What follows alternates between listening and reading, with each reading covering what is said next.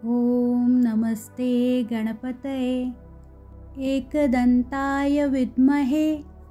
जसा गज हत्ती हा बुद्धीचा प्रतीक मानला जातो, पण त्याला 2 दात असतात जे द्वैताचं प्रतीक आहेत.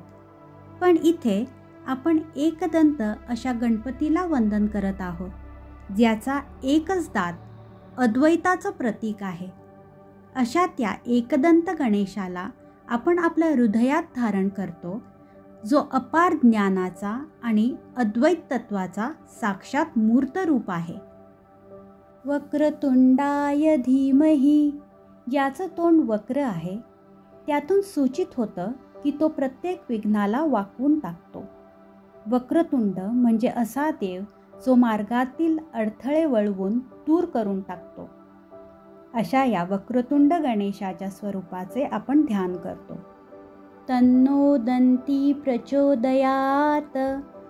तो एकदंती गणेश ज्याच्याकडे सामर्थ्याचं आणि आत्मज्ञानाचं आधिपत्य आहे, तोच आमच्या बुद्धीला किंवा विवेक बुद्धीला योग्य दिशेने प्रेरित करो. तो आमचं अंतःकरण सद्बुद्धीकडे वळवो. आम्हाला सत्कर्म, शुद्ध विचार आणि आध्यात्मिक जागृती देव, हीच त्याच्या चरणी आमची प्रार्थना.